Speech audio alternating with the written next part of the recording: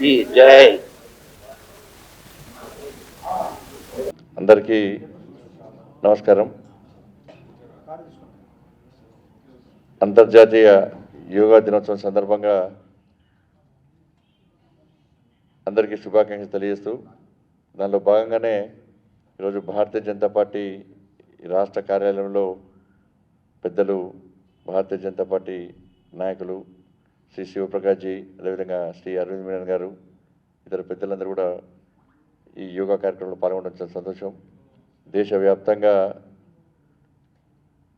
ఈరోజు భారతీయ జనతా పార్టీ ఆధ్వర్యంలో 75,000 ప్రాంతాల్లో ప్రాముఖ్యత గల, ప్రాధాన్యత గల, చారిత్రాత్మకమైనటువంటి ప్రాంతాల్లో భారతీయ జనతా పార్టీ ఆధ్వర్యంలో ఈ యోగా దినోత్సవాన్ని చేసుకుంటాను. భాగ్యనగర్లో కూడా పరేడ్ గ్రౌండ్లో శ్రీ వెంకయ్యనాయుడు గారు, ఉపరాష్ట్రపతి గారు వారు పాల్గొంటున్నారు. కేంద్ర మంత్రి శ్రీ కిషన్ రెడ్డి గారు కూడా ఆ కార్యక్రమంలో పాల్గొంటూ ఉన్నారు. యోగా యొక్క ప్రాధాన్యత, యోగా యొక్క అవసరం, దాని యొక్క ప్రాముఖ్యత గురించి ప్రపంచానికి తెలియజేసినటువంటి వ్యక్తి నరేంద్ర మోడీ గారు. గతం నుంచి ఉండే యోగా, కానీ ఏదైనా కూడా ఎవరో ఒకరు ముందుకొచ్చి దాని ప్రాధాన్యతను, దాని అవసరాన్ని, దాని ప్రాముఖ్యతను చెప్తే తప్ప సమాజంలో గుర్తించే పరిస్థితి లేదు, సమాజం పాటించే పరిస్థితి లేదు.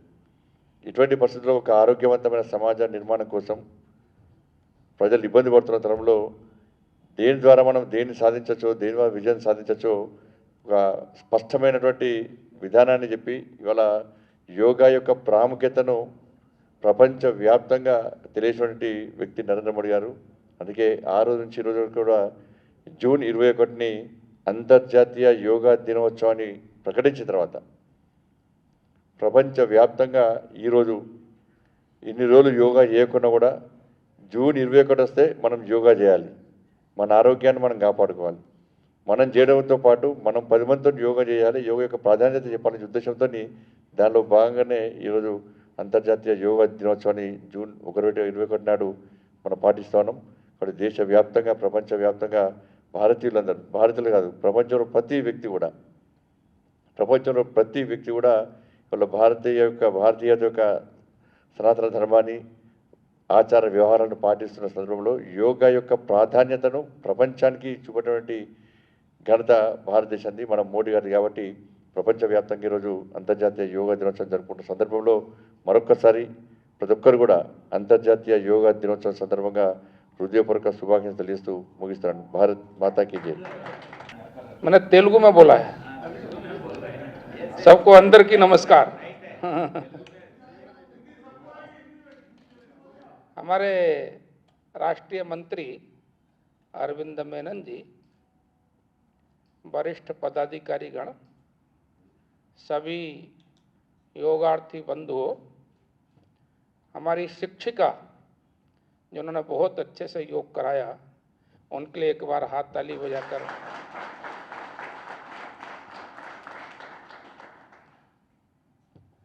अंग्रेजी में कहते हैं कि sound mind the sound body. Patanjali योग सूत्र में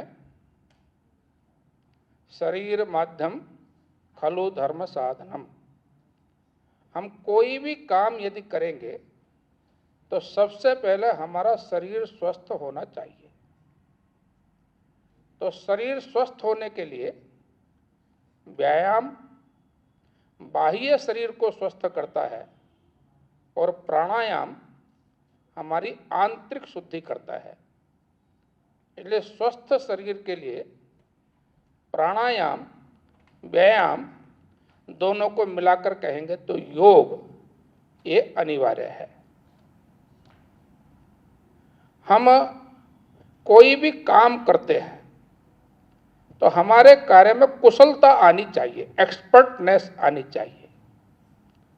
तो गीता में भगवान कृष्ण ने कहा योगः कर्मसु कौशलम, किसी भी काम को कुशलता के साथ करना, इसका नाम भी योग है. लेकिन कोई भी काम हम करें, नौकरी करें, व्यापार करें, जो भी करना है, यदि हमारा शरीर और हमारा मन ये योगस्थ है तो हम निजी काम भी अच्छे से कर पाते हैं. ये जो सृष्टि है, दुनिया है, इसको कैसे देखना, तो सबके अंदर एक ही परमात्मा है। तो भगवान कृष्ण ने गीता में कहा, समत्वम योग उच्यते, जो सबको सम दृष्टि से देखता, ना छोटा है ना बड़ा है, सबके अंदर एक ही परमात्मा है। और इसलिए उसकी दृष्टि हमारी आए, सम दृष्टि आए, इसके लिए भी योग आवश्यक है। हम इस सृष्टि में क्यों आए हैं, जन्म क्यों लिया है, कहाँ जाना है, ये ज्ञान जो है ये भी हमको योग से मालूम होता है। इसलिए जन्म से लेकर, स्वस्थ शरीर से लेकर जीवन भर की जितनी भी क्रियाएं हम करते हैं उसमें योग होना अनिवार्य है। दूसरा, जो भारतीय संस्कृति है, संपूर्ण दुनिया को जो हम ज्ञान देना चाहते हैं, वो योग भी दुनिया का मार्गदर्शन करने में समर्थ है। इसलिए मोदी जी की सरकार आने के पश्चात उनके प्रयासों से दुनिया भर के अंदर जो हम दृष्टि देना चाहते थे, उन्होंने ये योग का विषय संयुक्त राष्ट्र संघ में रखा और दुनिया के सारे लोगों ने उसको स्वीकार किया। और आज दुनिया में योग होने का काम 21 जून को योग दिवस के अवसर पर हो रहा है।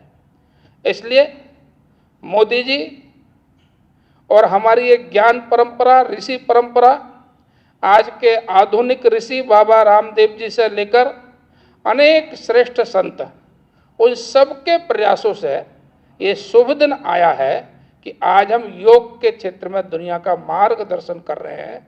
ये हमारे लिए सौभाग्य की बात है। आज योग सभी हिस्टोरिकल प्लेस, स्वयं प्रधानमंत्री मैसूर के अंदर कर रहे हैं, हमारे यहाँ भी हमारे उपराष्ट्रपति वेंकैया नायडू जी हैं। देश के सभी प्रमुख स्थानों पर, लाखों स्थानों पर हमने टारगेट फिक्स किया है।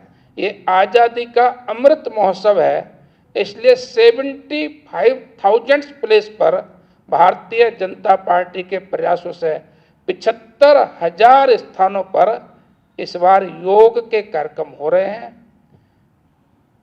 बर्फीले क्षेत्र में भी होता है, समुद्र में भी होता है, अंतरिक्ष में भी होता है, सेना भी करती है, सर्वदूर योग है। और इसलिए आज के इस अवसर पर हम सब भी यहाँ पर एकत्रित हुए। हम स्वयं योग करें, केवल एक दिन नहीं, प्रतिदिन योग करें, अपने शरीर को स्वस्थ बनाएं। और हमारे ऊपर जो जिम्मेदारी है कि हम दुनिया को भारतीय संस्कृति और उसका मार्गदर्शन करना चाहते हैं, जो विश्व गुरु की चर्चा चल रही है, उसके समर्थ बने, इसकी प्रार्थना करते हुए परमात्मा हमको ये शक्ति दे। आज के इस अवसर पर और मोदी जी और भारतीय जनता पार्टी नेतृत्व और सब संत परंपरा को धन्यवाद देते हुए मैं अपनी ओर से बात समाप्त कर रहा हूँ। आप सबने आज योग किया, थोड़ा मैंने भी प्रयास किया, मैं प्रतिदिन करने का प्रयास भी करता हूँ और हम सब भी प्रतिदिन करें, केवल आज के ही दिन नहीं। इतना निवेदन करते हुए अपनी बात समाप्त कर रहा हूँ। सभी को नमस्कार।